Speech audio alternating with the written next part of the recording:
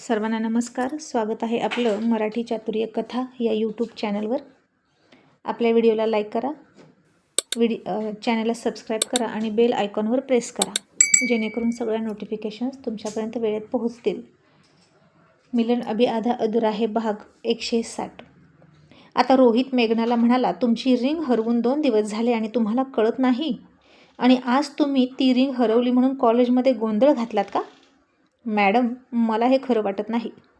तशी मेघना घाबरली आणि आपण कोणासमोर बोलतोय हे तिच्या आता लक्षात आलं, आणि जास्त ओव्हर कॉन्फिडन्समध्ये जात आपण काहीतरी चुकीचं बोलायचो आणि रोहित आपल्याला पकडायचा. म्हणून मेघना आता सावध राहत बोलायला लागली आणि म्हणाली, सर, अहो माझं ऐकून तरी घ्या. मला आजच कळलं माझी रिंग हरवली आहे. मी खरंच सांगते, माझी मम्मीची पप्पाची शपथ घेऊन सांगते. अहो मला वाटलं की रिंग घरात असेल, आंघोळ करताना इकडे तिकडे मी काढून ठेवली असेल आणि मी सगळीकडे शोधली हो.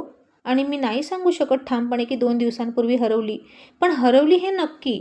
आणि ती राणीच्या पर्समध्ये कशी सापडली सांगा बरं. आणि सर प्लीज आता माझ्यावर विश्वास ठेवा. आता राणी म्हणेल की मीच ती रिंग तिच्या पर्समध्ये टाकली, तर असं काहीही नाही. आणि रोहित म्हणाला, ते काहीही असू द्या, आपण नंतर बघूच.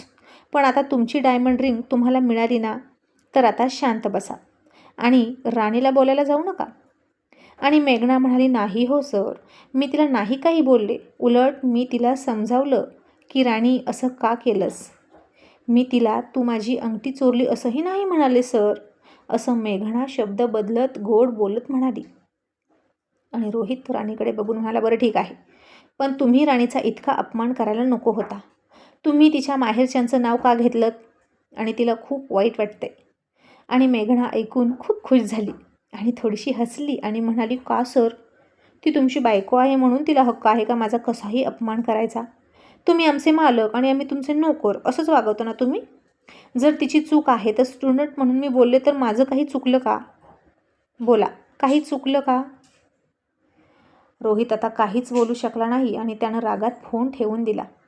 आणि कोणाची बाजू घ्यावी त्याला कळेना आणि तो राणीला म्हणाला, असू दे, शांत हो, असं म्हणून तिचे डोळे पुसले. आणि मेघना तिकडे आनंदात हसत होती.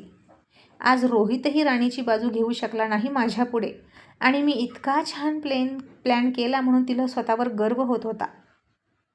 आणि राणी रडत रडत रोहितच्या मिठीत गेली आणि मग त्यानं तिला समजावली आणि तिला तिच्या माहेरच्या गरिबीचं नाव काढलं म्हणून वाईट वाटत होतं हे त्याला कळत होतं. आणि राणी म्हणाली, मला आता कॉलेजमध्ये जायची सुद्धा लाज वाटते, मी नाही जाणार कॉलेजमध्ये. आणि रोहित म्हणाला, असं नाही करायचं. तू जर कॉलेजमध्ये नाही गेली तर तुझ्यावर झालेले आरोप खरे आहेत असं सगळ्यांना वाटेल.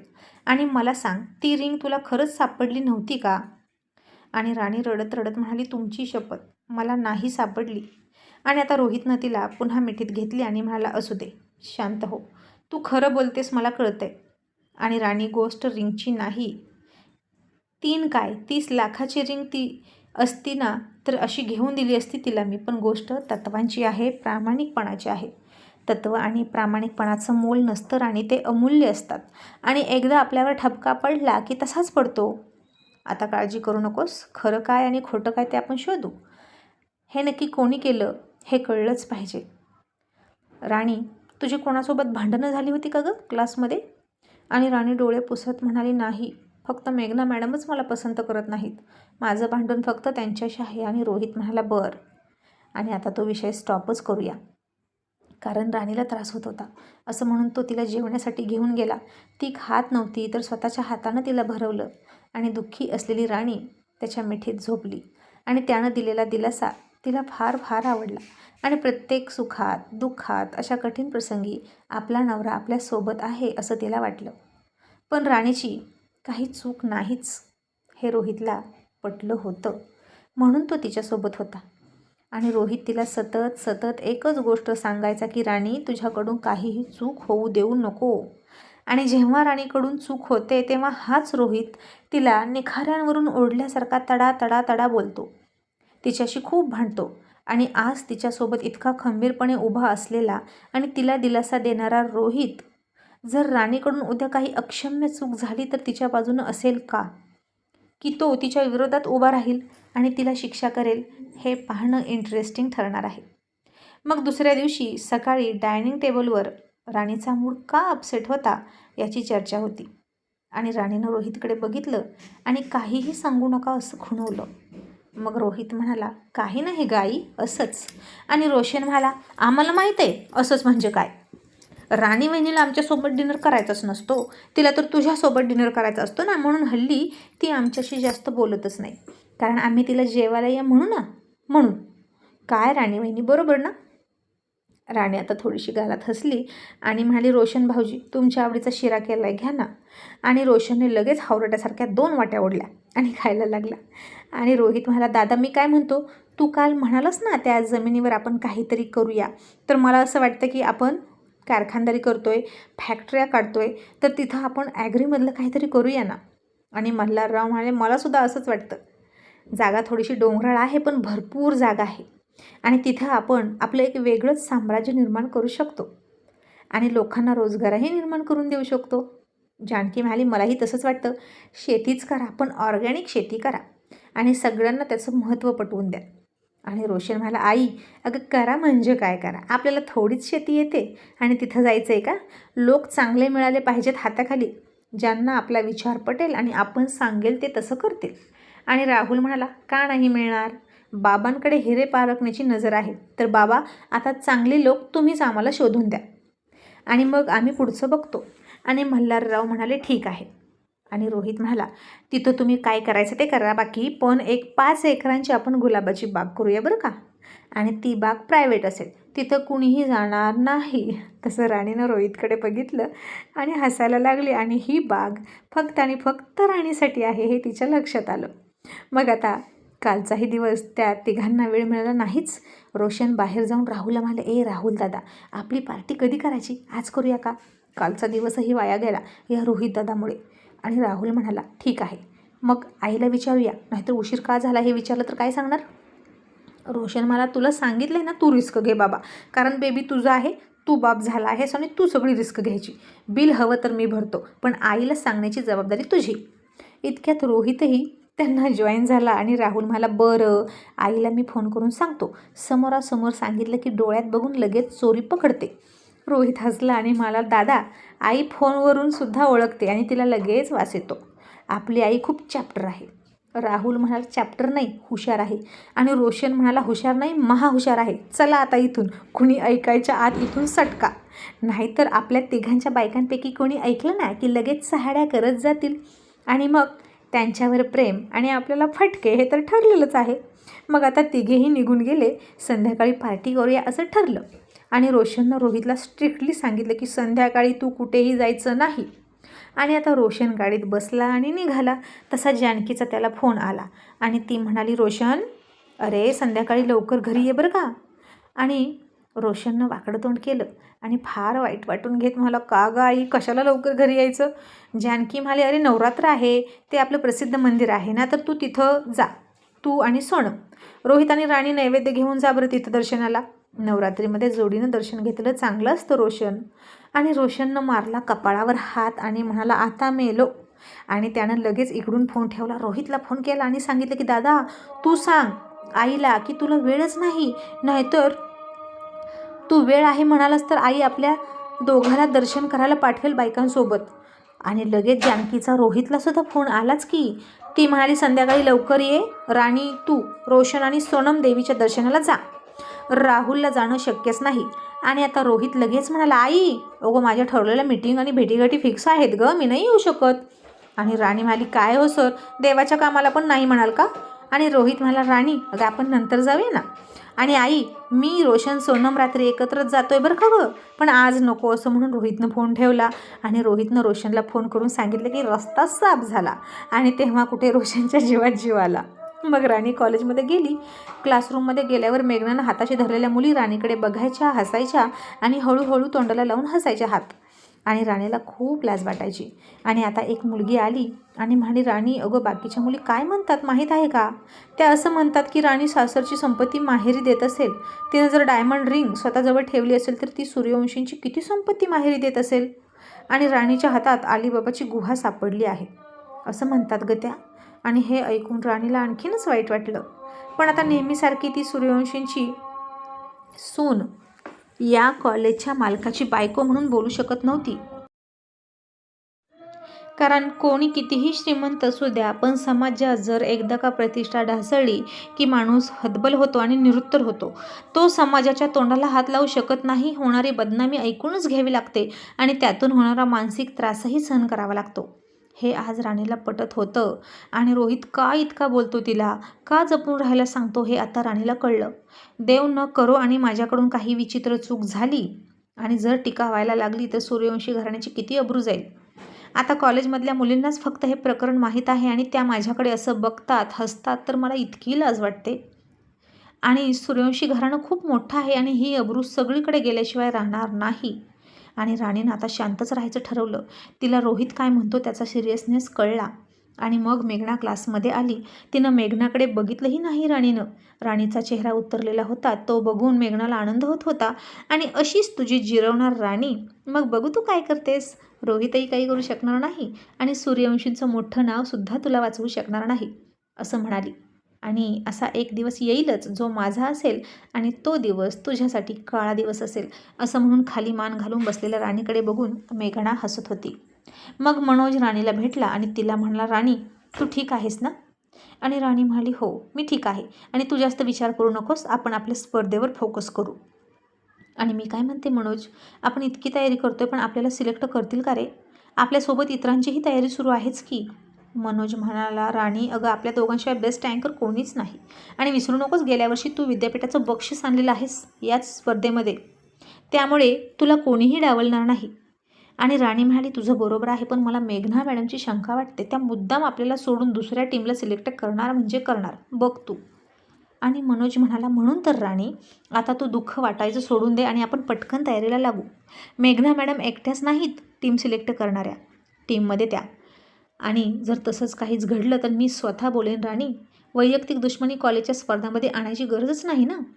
आणि राणी म्हणाली, ठीक आहे. आणि दोघेही पुन्हाही तयारीला लागले. आणि एका गोष्टीतून निघायचं आणि दुसऱ्या गोष्टीमध्ये लक्ष लावायचं हे राणीला मिळालेलं वरदानच होतं. ती पटकन गोष्ट विसरून जायची आणि दुसरीकडे कॉन्सन्ट्रेशन करायची. मग आता राणी कॉलेजमधून गुपचूप घरी आली. आणि रात्री रोहित, राहुल, रोशन पार्टी करायला एका ठिकाणी बसले. आणि राहुलने जानकीला फोन केला आणि म्हणाला, आई आम्ही तिघे आज उशिरा येतोय गं आणि बाहेरूनच जेवण करून येणार आहे. आणि ना, तशी जानकी म्हणाली, आणि तुम्हा तिघांना काय, तिघांची काय खिचडी शिजते ते कळतंय मला. काय असेल ते करा, आपण पटकन घरी या. आणि राहुल, नवरात्र सुरू आहे याचं भान ठेवा. त्या दोघांना गुपचूप घरी आण. आणि राहुल हसला आणि म्हणाला, बरं. आणि रोशन लगेच म्हणायचा, ए काय म्हणाली आई, काय म्हणाली रे. आणि राहुल हसून म्हणाला, अरे तिला सगळं माहीत आहे रे, आता मागवा काय मागवायचं ते. आणि आता काय, तिघंही खुश झाले. मग घरी सगळ्यांनी जेवण केलं, यांची वाट बघितलीच नाही. तिघेही मग जेव्हा रात्री घरी आले तेव्हा आपल्या आपल्या रूममध्ये निघाले आणि राहुल मात्र त्याच्या सेपरेट रूममध्ये निघाला. आणि रोशन हसून म्हणाला, राहुल दादाचा वनवास कधी संपणार काय माहीत. ए दादा, मला तुझं फार वाईट वाटतं, असं रोशन हसून म्हणाला. आणि राहुल हसून म्हणाला, काळजी करू नकोस बेटा, माझ्यानंतर तुमचाही नंबर आहे या रूममध्ये. मी थोड्या दिवसात तिकडं जाईनच. मग तुम्हा दोघांपैकी कोण येणार इकडे झोपायला. आणि रोशन हसून रोहितकडे बोट दाखवून म्हणाला, आधी रोहित दादाचा नंबर. आणि आता तिघेही हसले आणि झोपायला गेले. आणि रोहितनं बघितलं तर राणी झोपली होती. तिला जास्त डिस्टर्ब न करता तोही फ्रेश होऊन झोपला. मग आता बघता बघता नवरात्र संपत आली. बसलेले घट उठले आणि रात्री देवीची खूप मोठी मिरवणूक होती. खूप मोठं मंदिर होतं ते देवीचं आणि एकत्रित असा खूप मोठा उत्सव असतो. सगळे लोक यायचे, इथे राहणारे तर यायचेच, पण गावी गेलेले पाहुणे रावळे नातेवाईक सगळ्यांना आवर्जून या उत्सवासाठी बोलवून घेतलं जायचं. आणि सगळ्यात बघण्यासारखा आणि देखणा कार्यक्रम म्हणजे गरबा. इथला गरबा बघण्यासाठी खूप लांबून लांबून लोक यायचे आणि यामध्ये भागसुद्धा घ्यायचे. आणि साहजिकच मेघनासुद्धा येणार होती तिच्या मम्मी पप्पासोबत. आणि आज आपण छान तयार व्हायचं, जेणेकरून सगळी सूर्यवंशी फॅमिली आपल्यालाच बघेल आणि रोहितही बघेल असं तिला वाटलं. खूप दिवस झालं तिची आणि रोहितची भेट झाली नव्हती, म्हणून ती पुन्हा संध्याकाळची तयारी करण्यासाठी दिवसभर पार्लरमध्ये जाऊन बसली. पांढरी म्हस होती नुसती. ती पार्लरवाली पुन्हा वैतागली आणि हिचं फेशियल करून करून हिची कातडी सोलून निघाली तरच ही शांत बसेल असं तिलाही वाटलं.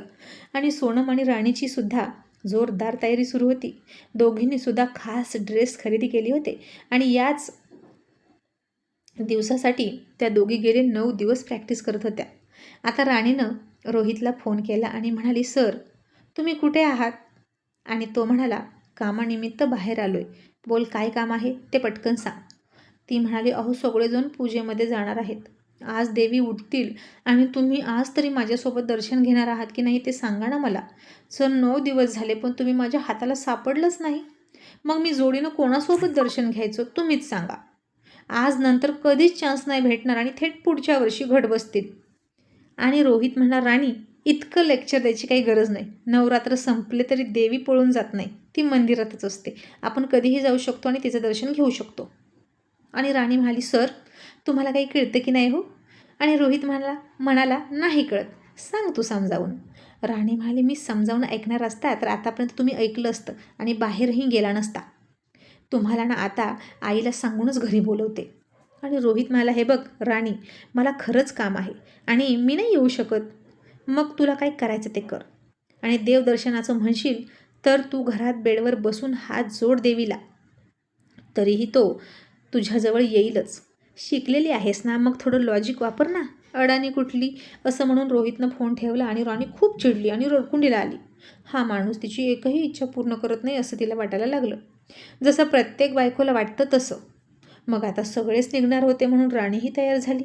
कारण आता दरवेळी रोहित कुमारमुळं आपण आपला मूड अपसेट करायचा आणि आपल्यामुळे अख्ख्या घराचा मूड अपसेट करायचा, हे राणीला योग्य वाटेना. रोहित कुमार तर कधी सुधारणारच नाहीत, आता आपणच सुधारावं असं तिनं ठरवलं. आणि राणी खूप सुंदर तयार झाली होती आणि आज तर सुंदर गरबा खेळायचा असं तिनं ठरवलं होतं. आणि राणीनं खेळलेला गरबा रोहितनं बघावा अशी तिची फार इच्छा होती.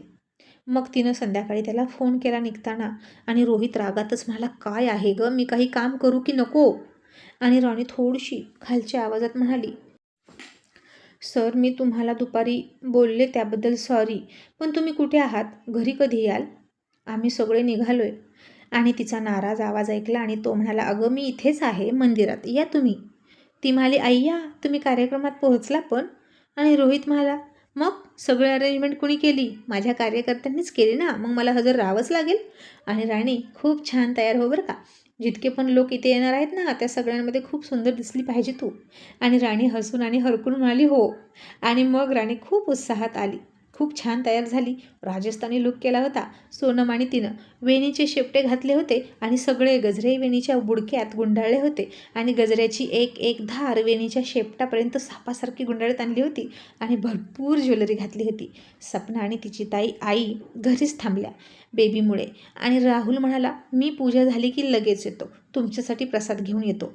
पण अख्ख्या फॅमिलीनं गेलंच पाहिजे, कारण मानाची पूजा असते आणि ती सूर्यवंशी कुटुंबीय करतं दरवर्षी. मल्हाररावानंतर राहुललाच आरती घ्यावी लागते, कारण त्यांच्यानंतर पहिला वारस तो असतो. नो रोहित नो रोशन, त्यामुळे राहुलला जाणं गरजेचं होतं आणि ही तिथली प्रथा होती. मग राणीनं आता कपाळावर एक ठसठशीत मोठी कुंदनची बिंदी लावली. तिनं हसून स्वतःकडे बघितलं आणि इतक्या तिथं सोनम आली आणि म्हणाली, वाव राणीताई काय दिसताय तुम्ही, खूप क्यूट आणि खूप सुंदर. पण काय हो, दादा कुठे आहेत? आणि राणी म्हणाली, अगं ते कार्यक्रमातच आहेत. आणि सोनम, त्याने नाही बघितलं तर काय उपयोग या सगळ्याचा? आणि सोनम हसून म्हणाली, हा, जब तक ना पडे आशिक की नजर, जब तक ना पडे आशिक की नजर, श्रृंगार अधूरा रहता है, घूंघट की आड़ से दिलबर का. आणि त्यांनी नाही बघितलं तर सगळं बेकार, पण डोंट वरी, ते आहेत ना तिथे. मग चला. मग आता मेघनासुद्धा खूपच तयारी करून आली आणि रोहितला फोन करावा का, तो असेल का? पण राहू द्या, तो असणार म्हणजे असणार, तोच काय अख्खी सूर्यवंशी फॅमिली असणार असं तिला वाटलं. आणि त्या गर्दीचा फायदा घेऊन काही करता आलं तर करावं असं तिने ठरवलं. त्या गर्दीमध्ये त्याला किस करता आला तरी करायचा असं मनात ठरवूनच मेघना आली होती. आणि आता नेमकं तिथं सगळे पोहोचले. संग्रामसुद्धा त्याची माणसं पेरून होताच त्या कार्यक्रमात राडा घालायला, आणि जमलं तर रोहितवर सुद्धा हल्ला करा असं त्यानं सांगितलं. आणि ज्यावेळी सगळे गाडीतून उतरून मंदिराच्या दिशेनं सूर्यवंशी फॅमिली आली, त्याचवेळी राडा करण्याच्या तयारीत असलेल्या संग्रामच्या माणसांना रोहितच्या कार्यकर्त्यांनी पकडलं आणि रोहित समोर आणलं. आणि रोहितनं गुपचूप ती कुणालाही कळू न देता, गोंधळ न कळता ती पोरं उचलली आणि बाहेर घेऊन आला आणि गाडीत घातली आणि म्हणाला, कुणालाही काहीही न कळता सगळ्यांना शांततेत सण साजरा करू द्या, उत्सव साजरा करू द्या, आनंद व्यक्त करू द्या, आपण यांच्याकडे बघू, असं म्हणून रोहित तिथून निघून गेला त्यांना घेऊन. आणि राणीची नजर मात्र रोहितला शोधत होती, पण तो कुठेच दिसेना. आता तिनं कोणाला गरबा खेळून दाखवायचा, दुसऱ्यांसमोर नाचून काय उपयोग, म्हणून ती नाराज होती. आणि तिला रोहितचा खूप राग आला. रोशन म्हणाला, ए राणी वहिनी, अगं तू नाराज नको ना राहू, मी दादाला फोन करतो. आणि राणी रागात म्हणाली, नको राहू द्या रोशन भाऊजी. आणि इतकी सुंदर तयार झालेली राणी हातामध्ये नुसत्या दांडिया घेऊन उभा होती. तिनं कसलाही एन्जॉय केला नाही. तिनं खूप वेळा त्याची वाट बघितली, त्याला फोन ट्राय केला, पण त्याचा फोनही लागत नव्हता. टिंगू तेवढा तिथं होता आणि त्याला विचारलं की म्हणायचा, हो हो येतील, हां येतील, आणि थोडंसं काम आहे म्हणून तो गेलाय. आणि आता कशाचं काय, अशीच उडवाउडवीची उत्तरं भेटत होती. पण रोहित दिसत नव्हता आणि बिचारी राणी वाट बघून बघून हिरमुसली. आणि मेघनाचा प्लॅनसुद्धा फसला आणि तेही रोहितला शोधत होती. आणि राणीचा पडलेला चेहरा बघून सुद्धा आनंद होत होता. आणि आता कुणीतरी मेघनाची छेड काढली आणि तिनं पुन्हा तिथं आरडाओरडा सुरू केला. आणि टिंगूनं तिला बघितली आणि चेहराच लपवला आणि म्हणाला, अरे बापरे, ही पिढा इथे पण आली का, आणि काय अंग प्रदर्शन करते, मग छेडछाड तर होणारच की. सूर्यवंशींच्या सुना आणि कुटुंब मात्र सुरक्षित होतं. रोहितचे कार्यकर्ते त्या गर्दीमध्ये त्यांना सुरक्षित ठेवत होते. आणि या माकड मेघनाला कोण संरक्षण देणार आहे तेव्हा. मग राणीनं एकटीनंच दर्शन घेतलं आणि पुढच्या वर्षीपर्यंत माझी ओटी भरू दे असं मागितलं, आणि मी तुझी खाना नारळानं ओटी भरीन असं देवीला म्हणाली. आणि त्यानं या रूपात मला बघावं म्हणून ती घरी येऊन तशीच झोपली. आणि अचानक राणीला जाग आली आणि तिनं आसपास बघितलं तर रोहित कुठेच नव्हता. तिनं घड्याळात बघितलं तर पहाटेचे 5:30 वाजले होते आणि सर घरी आले की नाही हेच तिला कळेना. आणि संडे होता त्यामुळे तीही रिलॅक्स होती आणि हे का नाही आले म्हणून तिला फार फार काळजी वाटत होती. आणि इतक्या सकाळी सकाळी पहाटे कोणाचा दरवाजा जाऊन वाजवायचा आणि कोणाला विचारायचं सरांबद्दल, म्हणून ती बाहेरही गेली नाही. त्यालाच फोन ट्राय करत बसली, पण फोन स्विच ऑफ येत होता आणि राणीचा रागही वाढत होता. आणि शेवटी नाईलाजाने तिने बाथरूममध्ये जाऊन ते सगळं उतरवलं आणि नेहमीचं पॅन्ट आणि टी-शर्ट घालून बाहेर आली. आणि समोर येऊन बघितलं तर बेडवर थकून बसलेला रोहित तिला दिसला. आणि म्हणजे आता तो घरी आला होता आणि तिला वाटलं उगीचच काढले कपडे, पण हे कधी घरी येतील काय माहीत, हल्ली यांचा नेमच नसतो. आणि ती रागात म्हणाली, सर तुम्ही रात्रभर घरी नव्हता, अहो कुठे होता, असं ती थोडी रागातच म्हणाली. आणि रोहित तिला एका हाताने अडवत म्हणाला, शांत हो, आलो ना घरी, मग आता जास्त प्रश्न विचारू नको, मला थोडा आराम करू दे, असं म्हणून तो तिथेच आडवा झाला आणि तिला म्हणाला, माझे शूज तेवढे काढ प्लीज, इट्स रिक्वेस्ट. आणि आता त्या हाताकडे राणीनं बघितलं आणि हाताला जखम दिसत होती, बँडेज होतं 2-3 ठिकाणी. आणि तिला तर काहीच कळत नव्हतं की हा माणूस नक्की काय करून आला आहे. रात्रभर घरी नव्हते म्हणजे नक्कीच काहीतरी मोठा खेळ झाला असणार बाहेर आणि रोहित सर मारामारी करून आलेले आहेत. पण आता त्याला काही विचारायचं म्हटलं तरी परमिशन नव्हती. आणि तिने गुपचूप त्याचे शूज काढले, सॉक्स काढले आणि त्याच्या चेहऱ्याकडे बघितलं तर तो कधीच झोपला होता. आणि सतत मारामारी करतात म्हणून तिला त्याचा थोडा रागच आला. आणि मग नेहमीप्रमाणेच राणी बाहेर गेली, न्यूजपेपर आणण्यासाठी दरवाजा उघडून बाहेर गेली. आणि पहिल्याच पेजवर बातमी छापली होती, नवरात्र उत्सवात जिल्ह्याचे तडफदार नेते रोहित सूर्यवंशीवर हल्ला करण्याचा प्रयत्न फसला. रोहित सूर्यवंशी किरकोळ जखमी पण मारेकरी अटकेत, पण खरा सूत्रधार कोण असेल, अशी बातमी होती. आणि ते वाचलं तसं राणी थरथर कापायला लागली आणि तिला घामही फुटला आणि घशाला कोरड पडली. तिच्या हातातून तो न्यूजपेपर खाली पडला. आणि सरांवर रात्री हल्ला झाला होता हे तिला आत्ता कळलं आणि ती पळतच बेडरूममध्ये गेली आणि त्याच्या जखमा बघायला लागली. आणि तिच्या डोळ्यातून अश्रू गळाले आणि त्याच्या पायात बसून राणी रडायला लागली.